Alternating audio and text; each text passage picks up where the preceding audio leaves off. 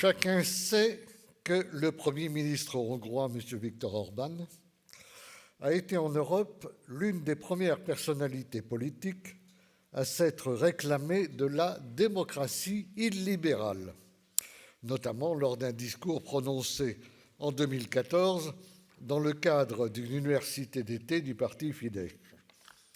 La nation hongroise n'est pas un agrégat d'individus, déclarait-il, mais une communauté qu'il nous faut organiser, fortifier et aussi élever.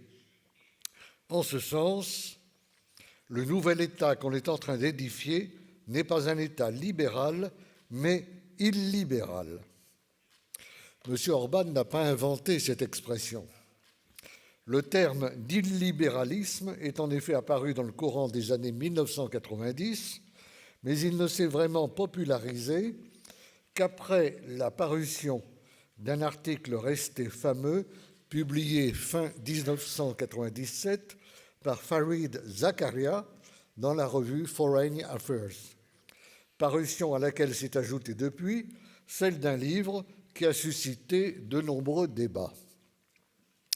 Cette expression, qui tend à se répandre aujourd'hui de plus en plus, présente à mon sens un très grand intérêt, dans la mesure où elle marque une rupture historique avec l'époque où, dans les pays occidentaux, l'expression « démocratie libérale » était regardée comme un pléonasme. Pour la comprendre, souligne Fareed Zakaria, il faut cesser d'identifier libéralisme et démocratie. Le libéralisme constitutionnel, dit-il, est théoriquement différent et historiquement distinct de la démocratie. C'est aussi ce que rappelle le politologue Philipp Schmitter, ancien professeur aux universités de Stanford et de Chicago, qui écrit « Le libéralisme comme conception de la liberté politique ou comme doctrine en matière de programme économique peut bien avoir coïncidé avec l'avènement de la démocratie, il n'a jamais été invariablement ni sans équivoque lié à sa pratique. » Qu'est-ce donc qui sépare, et parfois même oppose, le libéralisme et la démocratie? En quoi les principes libéraux se distinguent-ils des principes démocratiques? La démocratie implique le pouvoir souverain du démos, ou, si l'on préfère, la souveraineté populaire en tant que pouvoir constituant. La démocratie est la forme de gouvernement répondant au principe de l'identité de vue des gouvernants et des gouvernés, l'identité première étant celle d'un peuple concrètement existant par lui-même en tant qu'unité politique. Tous les citoyens appartenant à cette unité politique sont formellement égaux. Le principe de la démocratie n'est pas celui de l'égalité naturelle des hommes entre eux, mais celui de l'égalité politique de tous les citoyens. Nous ne naissons pas égaux, écrit Hannah Arendt, nous devenons égaux en tant que membres d'un groupe, en vertu de notre décision de nous garantir mutuellement des droits égaux. La compétence à participer à la vie publique n'a pas d'autre source que le fait d'être citoyen. Le suffrage obéit à la règle « un citoyen, un vote » et non à la règle « un homme, un vote ». Le peuple en démocratie n'exprime pas par le suffrage des propositions qui seraient plus vraies que d'autres, il fait savoir où vont ses préférences et s'il soutient ou désavoue ses dirigeants. Comme l'écrit très justement Antoine Chollet, dans une démocratie, le peuple n'a ni tort ni raison, mais il décide. C'est le fondement même de la légitimité démocratique. C'est bien pourquoi la question de savoir qui est citoyen et qui ne l'est pas est la question fondatrice de toute pratique démocratique. C'est pourquoi également les frontières territoriales de l'unité politique sont essentielles. Pareillement, la définition démocratique de la liberté n'est pas seulement l'absence de contraintes, comme dans la doctrine libérale ou chez Hobbes, mais s'identifie à la possibilité pour chacun de participer à la vie publique et à la définition collective des règles sociales. Les libertés, toujours concrètes, s'appliquent à des domaines spécifiques et à des situations particulières. Le libéralisme est tout différent. Alors que le politique n'est ni une sphère, ni un domaine séparé des autres, mais une dimension élémentaire de toute société ou communauté humaine, c'est une doctrine qui, sur le plan politique, divise la société en un certain nombre de sphères et prétend que la sphère économique doit être rendue autonome vis-à-vis du pouvoir politique, soit pour des raisons d'efficacité, le marché ne fonctionne de manière optimale que si rien ne vient interférer avec son fonctionnement naturel, soit pour des raisons anthropologiques, la liberté du commerce, dit Benjamin Constant, affranchit l'individu du pouvoir social, car c'est par définition l'échange économique qui permet le mieux aux individus de maximiser librement leurs intérêts. L'économie, perçue à l'origine comme le royaume de la nécessité, devient ainsi par excellence celui de la liberté. Redéfinie dans un sens libéral, la démocratie n'est plus le régime qui consacre la souveraineté du peuple, mais celui qui garantit les droits de l'homme. Les droits de l'homme priment la souveraineté du peuple au point que celle-ci n'est plus respectée que pour autant qu'elle ne les contredise pas. L'exercice de la démocratie est ainsi placé sous condition, à commencer par celle de respecter les droits inaliénables que posséderait tout individu à raison même de sa seule existence. Confondue avec un état de droit devenu l'horizon indépassable de notre temps, elle se transforme en un mouvement vers une égalité toujours plus grande des conditions, cette égalité censée résulter de la libre confrontation des droits, n'étant plus comprise que comme synonyme de mêmeté. L'état de droit dissout le politique sous l'effet corrosif de la multiplication des droits. Comme le dit le politologue français Marcel Gauchet, à être invoqués sans cesse, les droits de l'homme finissent par paralyser la démocratie. L'état de droit, dont il faut rappeler qu'il est d'abord un état de droit privé, implique la primauté du droit sur le pouvoir politique et repose sur l'impératif d'obéissance à la loi.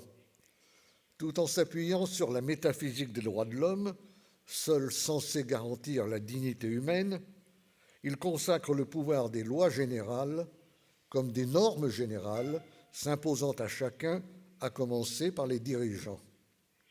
La légitimité est alors rabattue sur la simple légalité, le droit positif régnant de façon purement impersonnelle et procédurale. Carl Schmitt a montré que ce système élimine la notion même de légitimité et qu'il s'avère incapable de fonctionner dans les situations d'urgence où les normes ne sont plus valables. Ce remplacement de la politique par le droit ou par la loi aboutit en fait à vider le politique de sa substance. Schmitt résume tout d'une phrase : le règne du droit n'est jamais que le règne de ceux qui établissent et appliquent les normes du droit. L'état de droit va nécessairement de pair avec l'individualisme libéral et sa conception d'une liberté toute négative qui ne concerne que l'individu, mais jamais la collectivité. C'est ce qui explique que le libéralisme soit fondamentalement hostile à la notion de souveraineté, sauf, bien entendu, à la souveraineté de l'individu. Pour lui, toute forme de souveraineté excédant l'individu est une menace pour sa liberté. Il condamne donc la souveraineté politique et la souveraineté populaire au motif que la légitimité n'appartient qu'à la volonté individuelle. Ne reconnaissant la validité d'aucune décision démocratique qui pourrait porter atteinte aux principes libéraux ou à l'idéologie des droits de l'homme, le libéralisme n'a jamais admis que la volonté du peuple doive être toujours respectée. Il s'en est par ailleurs tenu au principe de la représentation. Toutes les démocraties libérales sont aussi des démocraties parlementaires représentatives, ce qui signifie que la souveraineté parlementaire s'y substitue à la souveraineté populaire. Pour le libéralisme, le pouvoir n'a pas fondamentalement pouvoir à diriger, mais à représenter la société. Or, le peuple a d'autant moins vocation à se faire représenter qu'il n'est vraiment souverain que lorsqu'il est présent à lui-même. Il y a dans tout gouvernement représentatif une évidente inflexion antidémocratique, ce qu'avait très bien vu Jean-Jacques Rousseau qui écrivait dans le Contrat social « À l'instant qu'un peuple se donne des représentants, il n'est plus libre, il n'est plus ». La participation politique y est en effet limitée aux seules consultations électorales, ce qui signifie que le démos ne regroupe plus des acteurs, mais seulement des électeurs. On y affirme implicitement que le peuple ne peut pas prendre lui-même la parole, qu'il ne doit pas donner directement son avis sur les problèmes de l'heure ou sur des décisions qui engagent son avenir, qu'il y a même des sujets qui doivent être soustraits à son appréciation, les décisions et les choix devant être exercés par les seuls représentants qu'il désigne, c'est-à-dire par des élites au premier rang desquelles se trouvent les experts qui confondent régulièrement les moyens et les fins. Quand un scrutin a lieu, on dit que le peuple a parlé, ce qui veut dire seulement qu'il n'a plus désormais qu'à se taire. La démocratie libérale, c'est la démocratie sans démos, sans peuple. L'idéologie des droits de l'homme ne veut connaître que l'humanité et l'individu. Or, le politique s'articule sur ce qui se situe entre ces deux notions, les peuples, les cultures, les États, les territoires.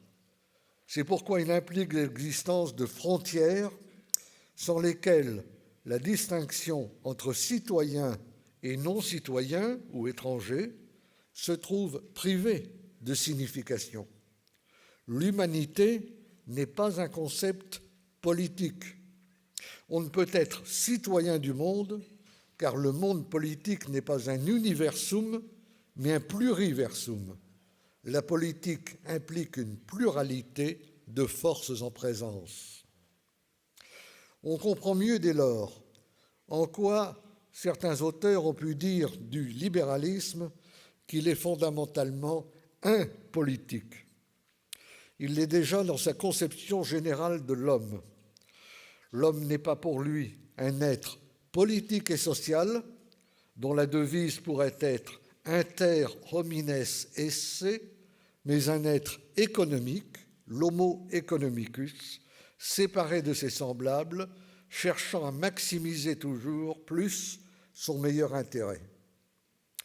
Il l'est aussi dans sa conception de la pratique de gouvernement, la façon très saint-simonienne dont il cherche à rabattre le gouvernement des hommes sur l'administration des choses atteste de son espoir de neutraliser les questions politiques en les réduisant à de simples questions techniques.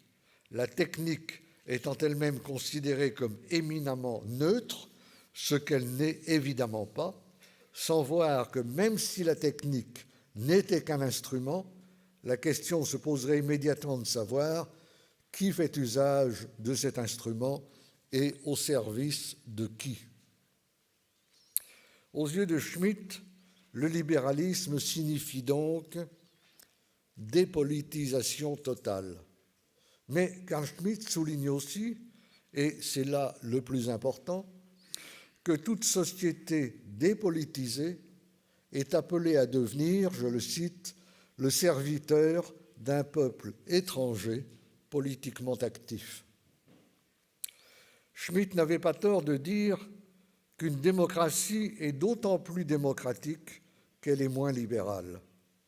La théorie libérale veut qu'un bon ordre constitutionnel suffise à permettre aux sociétaires de vivre leur vie de la manière qu'ils préfèrent, sans avoir à subir l'interférence des pouvoirs publics.